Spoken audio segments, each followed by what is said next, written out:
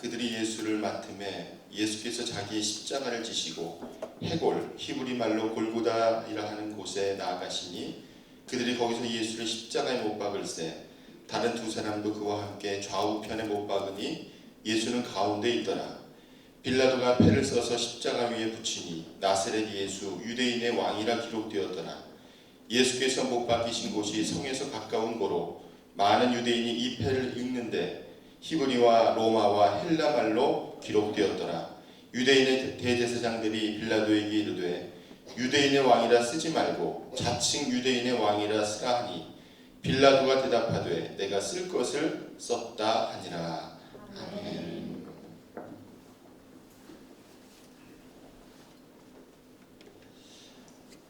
네, 제가 읽었던 책 가운데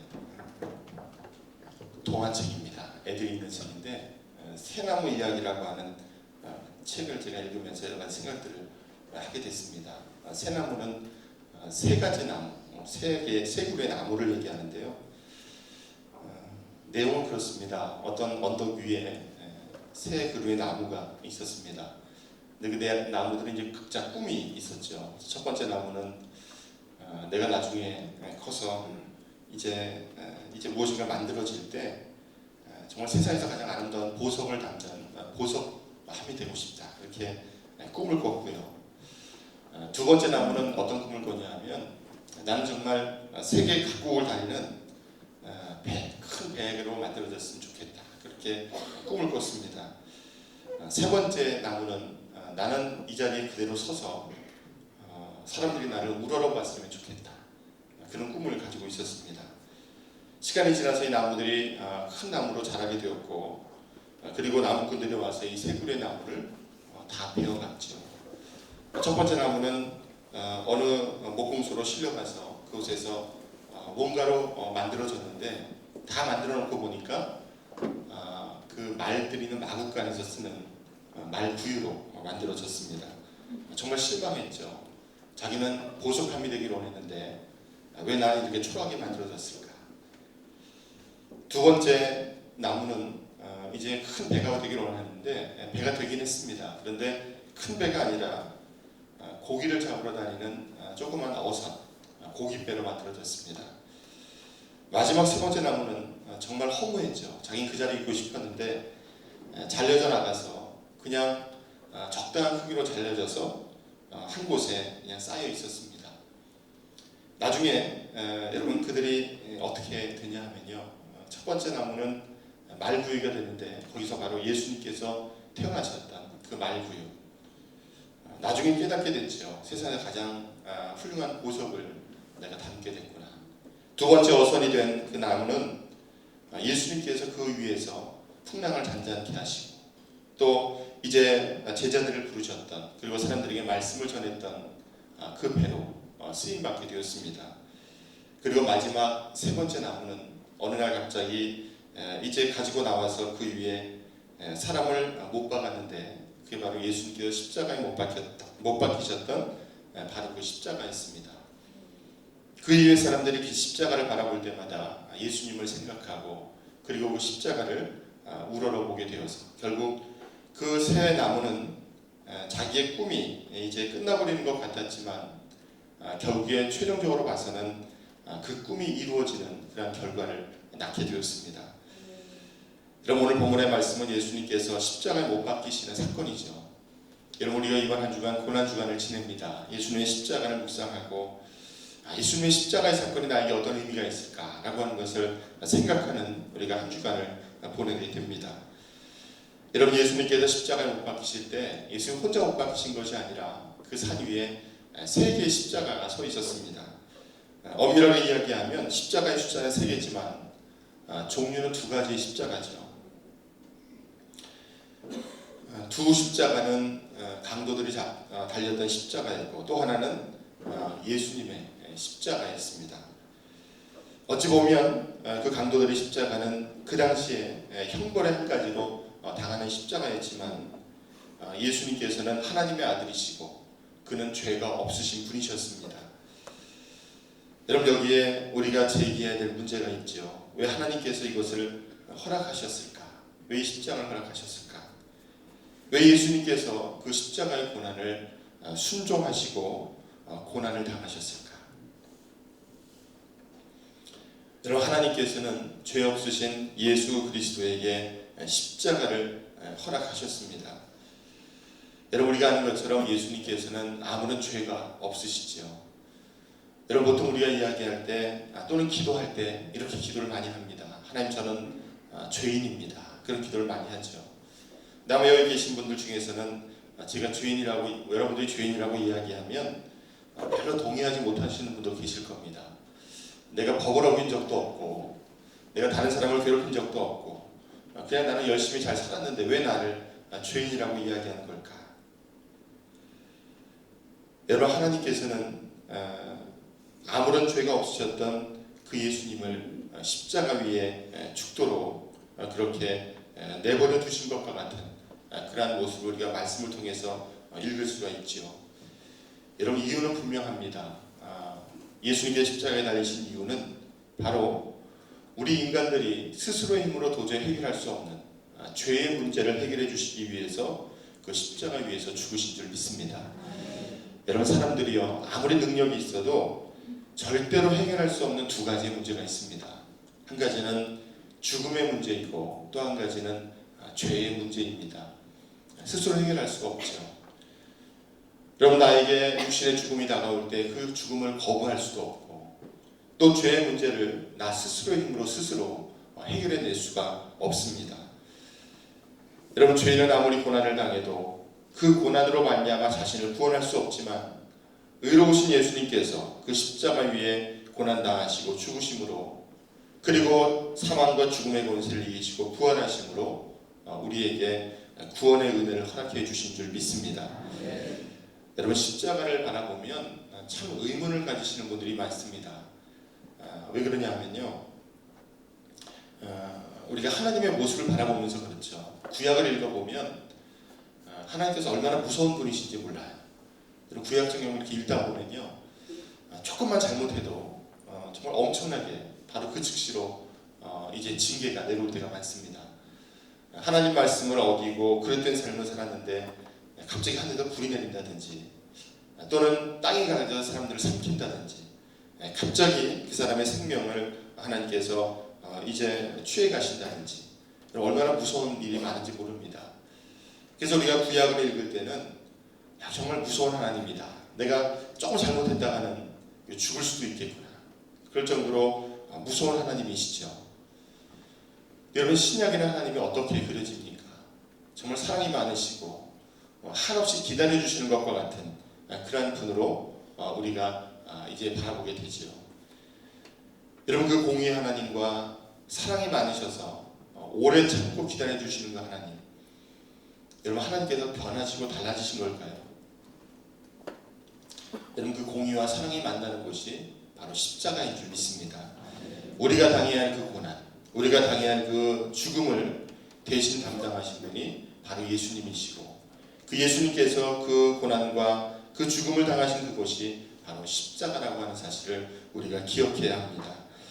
여러분, 구약시대에는 죄로 말미암아 자신의 죄를 속함받기 위해서 사람들이 했던 방법이 짐승들을, 제물들을 가지고 와서 이제 그 죄를 그 짐승에게 전가하고 그 짐승을 잡아서 자신의 죄를 사함받는 그런 방법을 사용했습니다.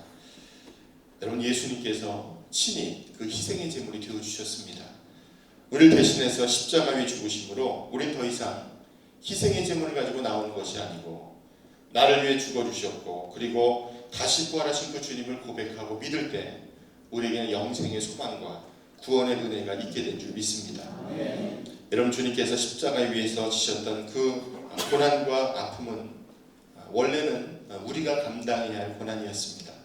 그렇지만 주님께서 나를 대신해서 그 고난의 십자가를 지심으로 우린 더 이상 죄의 문제로 고난당하거나 고민할 필요 없이 그 주님을 믿고 고백하고 신뢰하고 또 나의 주로 내가 받아들임으로 우리에게는 더 이상 죄의 문제로 고통당하지 않도록 그렇게 은혜를 허락하여 주신 줄 믿습니다. 여러분, 어떠한 만남이든지 소중하죠. 근데 저는 여러분들이 주님과의 놀라운 그리고 주님께 주시는 그 은혜를 또 주님과의 그 인격적인 만남이 있는 그러한 삶이 되시기를 주님의 이름으로 축복합니다. 저도 제가 14살 때 예수님을 만났습니다. 지금 저희 아들이 14살인데 이렇게 따져보면 제가 볼 때는 굉장히 저희 아들이 어리게 느껴져요. 이렇게 막내여서 그런 것 같은데 그때 이후로 지금 30년 넘게 시간이 지났습니다. 근데 지금도 제 기억에는 너무도 또렷하게 예수님의 모습을 기억을 합니다. 제가 그때 느꼈던 감정은요, 예수님을 만났을 때 느꼈던 감정은 죄책감이었던 것 같아요. 제가 14살인데 뭐가 많이 생각이 되냐면 너무 이렇게 죄를 많이 진 것 같은 느낌이 듭니다. 제가 아이들을 데리고 어디 수련회를 가보면 이런 생각할 때는 그 조그만 애들이 무슨 뭐 회개할 게 있을까 생각을 하잖아요. 그런데 그 8살, 9살 된 애들이요, 자신의 죄를 회개하고 기도해요. 근데 저는 그때 예수님을 만나는데 마음속에 어떤 느낌이 드냐면 자꾸 내가 죄인이고 정말 어떻게 용서받을 수 없을 것 같은 그러한 느낌이 들었습니다. 두려운 마음으로 주님 앞에 서 있는데 그때 주님께서 제 머리에 손을 얹고 기도해 주셨죠. 근데 그 기도가 다른 기도가 아니고요, 딱 하나였어요. 그게 뭐냐면 사랑하는 아들아, 내가 너의 기도를 들었다 그러시더라고요. 하나님께서는 우리가 어떠한 기도를 하든지 그 기도를 들어주시는 분이 바로 하나님이신 줄 믿습니다. 사실 제가 그때 마음이 뜨끔했던 게 뭐냐면 제가 뭐라고 기도했었냐면요, 그런 기도를 했어요. 내가 주님을 한 번만 만났으면 좋겠는데, 만난 사람도 있다고 하는데 제가 주님 한 번만 만나면 제가 목사가 될게요. 그랬어요. 14살 때. 네. 저는 그게 무슨 기도인지도 몰랐습니다. 근데 그 기도를 들으셨다는 거예요. 그래서 이렇게 됐습니다.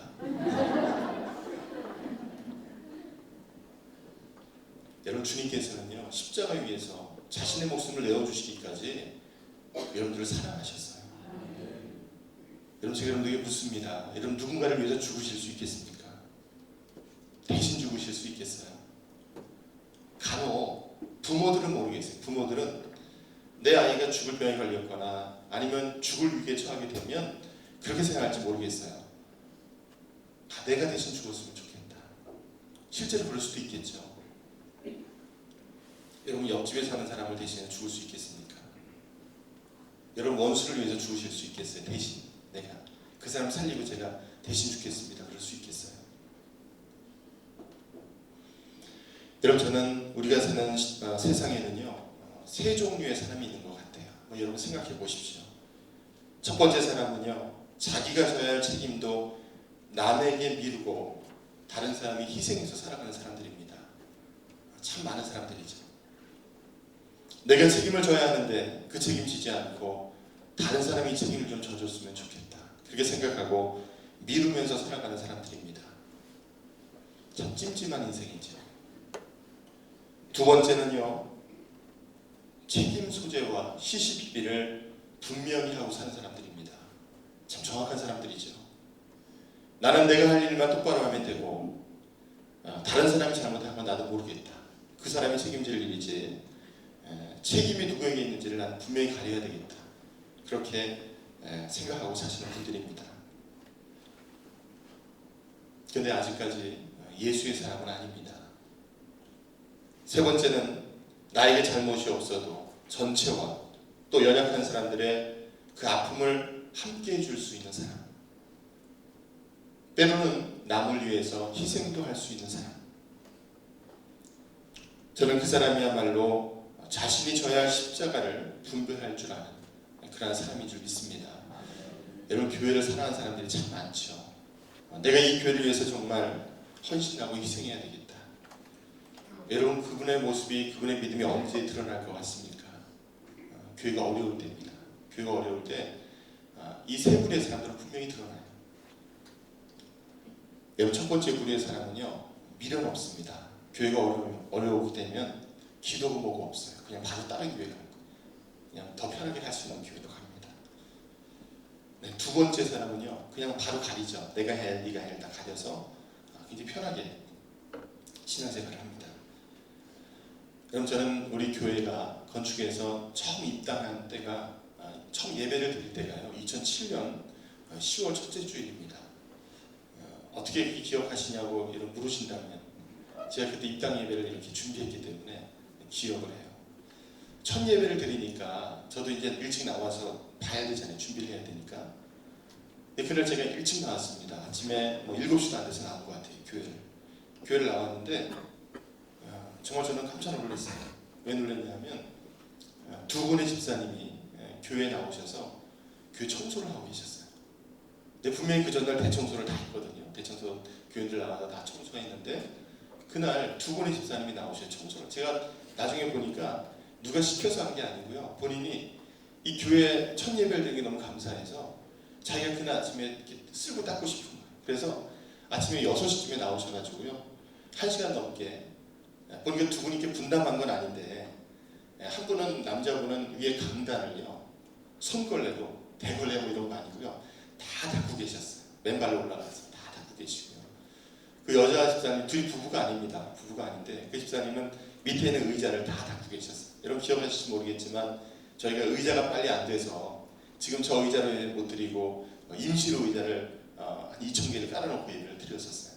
근데 그 의자를 다 닦고 계신 거예요. 그래서 제가 보면서 얼마나 마음이 감동이 됐는지 제가 알잖아요. 왜냐하면 제가 이제 청소하거나 이런 거 할 때 다 관리하고 이제 분배하고 했었기 때문에 분명히 스케줄상에는 그날 아침에 청소하는 스케줄이 없었습니다. 그 전날 다 이렇게 해놨었는데 그분들이 나와서요. 본인들이 하고 싶었던 거예요. 정말 내 교회고 이 교회가 오늘 첫 예배를 드리는데 내가 정말 이른 시간에 나와서 다시 한번 쓸고 닦고 싶은 마음에 자기 손걸레를 들고 나와서 그 강단 위를요.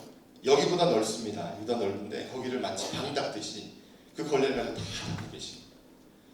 근데 제가 그 모습을 보면서 그런 생각을 했어요. 정말 주님께서 보시면 얼마나 기뻐하실까.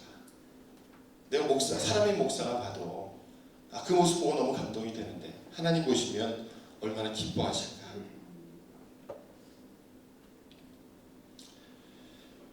여러분 때로는 주님께서 찾으시는 사람은요 희생할 수 있는 사람입니다.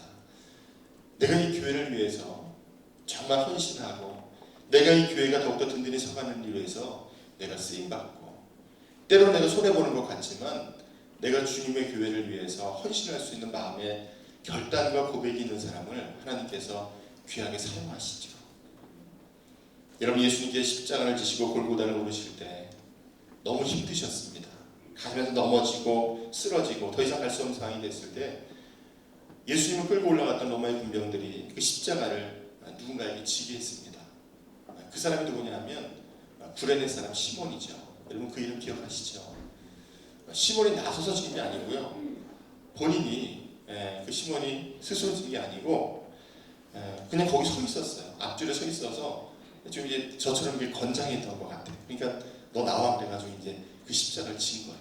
그래서 우리가 그 십자가 진 것을 이야기할 때 억지로 진 십자가라고 이야기합니다. 억지로 진 십자가. 자기가 자원한 게 아니고요. 그냥 나오라고 해가지고 십자가를 진 거예요. 근데 하나님께서 그 집을 얼마나 복 주셨는지 몰라요.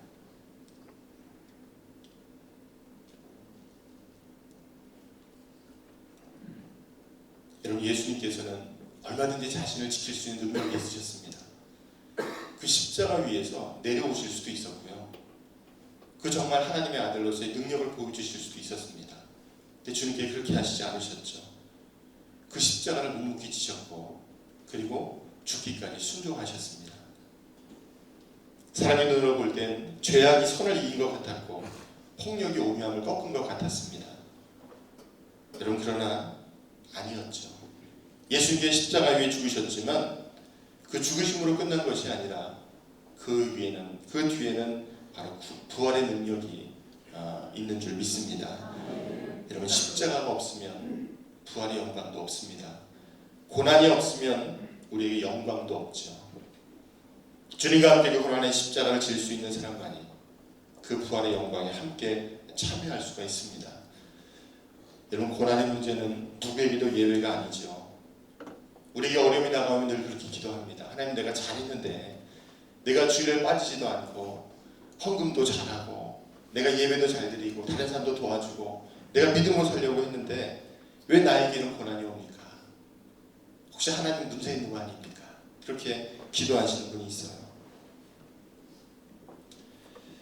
여러분, 헤럴드 사무엘 쿠시너라고 하는 유대교 랍비가 있습니다. 이 랍비는 평생토록 하나님 말씀대로 살고 선한 삶을 살기로 했던 사람이죠. 근데 이분이 쓴 책 가운데 왜 착한 사람에게 고난이 다가옵니까? 라고 하는 책이 있습니다. 그 쿠시너의 아들은요, 병에 걸렸어요. 무슨 병이냐면 일찍 늙는 병이에요. 다른 사람보다 4배 내지 5배 정도 이 노화의 속도가 진행이 되는 겁니다. 다른 사람은 한 10살 정도 되면 아이들이 건강히 뛰어놀잖아요. 근데 걔는 이미 10살이 되면요, 나이가 몇 살쯤 돼 보이냐면 이미 한 50은 된 그 몸 신체 나이가 되는 거죠. 한 15살이 되면 이미 70이 넘습니다. 그래서 보통 그 병에 걸리게 되면 10대 때 세상을 떠난대요. 세상 떠나는 병명은 노환입니다. 노환. 몸이 노화가 돼서. 이 쿠시너는 랍비이기도 하지만 늘 하나님 앞에 기도하면서 어떤 마음을 가졌냐면 우리 아들이 생일잔치를 할 때요, 이게 혹시 마지막 생일잔치가 아닐까, 그렇게 늘 생각을 했다는 거예요. 정말 그 아들은 10대 때 세상을 떠났습니다. 한 17살 정도 됐을 때 세상을 떠났어요. 노환으로 세상을 떠났죠. 하나님께 묻습니다. 저는 하나님 앞에 죄를 진 것도 없는 것 같은데, 내가 내 삶을 헌신해서 하나님 앞에 정말 충성한 것 같은데 왜 나한테 이런 일이 있어야 됩니까? 정말 흔하지 않은 병인데 왜 내 아들이 그렇게 죽어야 됩니까? 그렇게 하나님께 묻습니다. 여러분, 쿠시너가 얻은 답은 뭐냐 하면, 고난의 문제는 누구에게도 위해가 아니다. 여러분, 믿음 생활하는 사람이나 그렇지 않은 사람이나 똑같이 고난을 옵니다. 근데 중요한 것은요, 그 고난이 닥쳐올 때 그 고난을 어떻게 대처하느냐, 이 차이가 있는 거죠. 믿음의 사람은 그 고난이 다가올 때 하나님 앞에 이렇게 기도합니다. 하나님, 이 고난을 이길 수 있도록 나에게 능력을 주옵소서. 여러분, 그에게 능력을 주시면 하나님께서 그 고난을 이기게 하시고 그의 믿음이 한 단계 더 올라갈 수 있도록 하나님께서 인도해 주실 줄 믿습니다. 오늘 주님께 주셨던 그 십자가를 생각하면서 오래도록 우리를 부르시고 또 우리를 사랑하시고 우리를 생명의 길로 인도하시는데, 우리는 틈만 나면 다른 길로 갈 것을 생각을 합니다. 마치 학생들이 선생님이 좋은 길로 인도해도 틈만 나면 다른 길을 하려고 생각하는 그 아이들처럼 그렇게 우리도 살아가고 있는 것이 우리 인생이죠. 여러분, 하나님께서는 예수님을 바라보시면서 이는 나의 사랑하는 아들이라 그렇게 부르셨습니다. 여러분의 사랑하는 자녀들을 누군가를 위해서 내어주실 수 있겠습니까? 저는 인생이 경험이 짧은 사람이지만 아직 50도 안 됐으니까 경험이 짧죠. 근데 살아오면서 참 어려움들이 많았던 것 같아요. 여러분 보실 때는 별로 어려움이 없을 것처럼 이렇게 보이시죠. 굉장히 물질로 인해서 어려움도 많이 겪고 또 부모님들이 아프셔서 마음적으로 많이 힘들었던 그런 기억들이 있습니다. 저희 아버님도 이렇게 갑자기 쓰러지셔서 한 10년 정도 병상에 누워 계셨어요.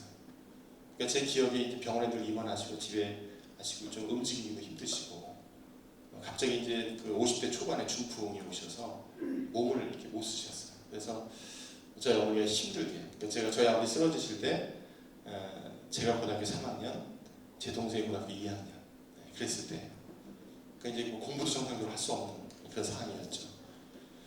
근데 그때 감사한 거는 저희 부모님이 그래도 저희들 이렇게 그 어려움을 겪지 않도록 그래도 최선을 다해 주셨어요.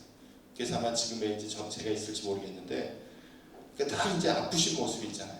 제가 생각해도 이제 척이 없었던 것 같아요. 제 아버님 많이 아프시고 힘드신데 힘도 못 대드렸던 것 같고, 대학을 갔더니 대학교는 이렇게 보니까 돈 많은 애들이 많아요. 저 보니까 저는 그 하루에 학교로 왔다 갔다 하려면 200원이 있어야 되거든요. 차비가.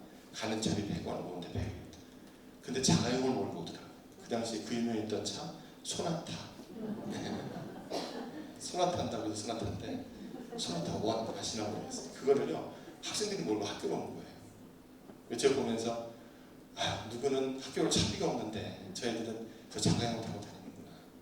몇 명 없었습니다. 학교에 자가용 타고 다니는 애들이. 사람들이. 여러분 그 순간에도요 저를 지켜줄 수 있었던 건 뭐냐면 바로 주님을 만났던 그 체험이었어요. 주님께서 나와 함께 하신 걸 알고 하나님의 살아계심을 안다면 절대로 다른 길을 갈 수가 없죠. 이런 사람의 판단은요 하나님의 살아계심을 깨닫는 사람들은 다른 길을 갈 수가 없습니다. 하나님 무서워서 하나님 어떤 분이신 줄 알고 이 순간에 나와 함께 하시는데 여러분 우리가 어디 잘못된 길로 나아갈 수가 있겠습니까? 여러분 처음 목회 나갔을 때 얼마나 어려웠는지 생각해보면요 교인들이 뭘 갖다 주지 먹으라고 갖다 주면 쌀을 갖다 줘요. 쌀을 갖다 주는데 요만큼씩 한 주먹 정도씩 갖다 줘요. 근데 집에 쌀이 없으면 굶어야 되잖아요. 쌀이 없으면. 근데 참 신기한 건 제가 4년 2개월 있는 동안 쌀이 한 번도 안 떨어졌어요. 교인들이 갖다 줘서가 아니고요. 교인들 갖다 준 게 떨어지면 이제 오늘 먹을 쌀이 없잖아요. 그러면 누군가 쌀을 들고 옵니다. 그냥 들고 와요. 한 마씩 들고 와요. 그래서 왜 오셨어요? 그러면 그냥 갑자기 쌀이 생겼는데 제가 생각이 나서 왔다고. 옆에 교회 목사님도 오시기도 하시고 어느 날은 어디 멀리 계신 분도 쌀을 보내주시기도 하시고 저는 쌀이 없다는 얘기 절대로 한 적이 없는데 쌀만 생겨요. 이렇게 쌀만 굶지 않게. 여러분 우리가 믿는 기독교는 고난의 종교입니다. 그리고 그 고난을 이기신 주님 부활의 종교가 바로 우리가 믿는 기독교입니다. 세상의 기준으로 볼 때에는 한없이 불쌍해 보이는 사람일 수 있지만 주님께서 바라보실 때는 여러분들을 바라보시며 미소 지으시고 또 여러분들과 동행하시는 그런 은혜를 허락하여 주시는 줄 믿습니다. 사랑하는 자녀이기에 때론 나에게 고난도 다가오고 어려움도 다가오지만 내가 그 고난을 이겨내기만 하면 마치 욥의 고백처럼 내가 정금처럼 나오리라. 그 고백처럼 여러분들의 삶이 하나님 앞에 더 복되게 쓰임받는 그런 삶이 될 줄 믿습니다. 우리 이번 한 주간을 지내시면서 주님의 고난도 깊이 묵상하시고 또 주님께서 나를 위하여 죽으셨던 그 사건 또 부활을 기다리는 그 마음을 가지고 한 주간도 승리하는 여러분들의 삶이 되실 수 있기를 주님의 이름으로 축원합니다.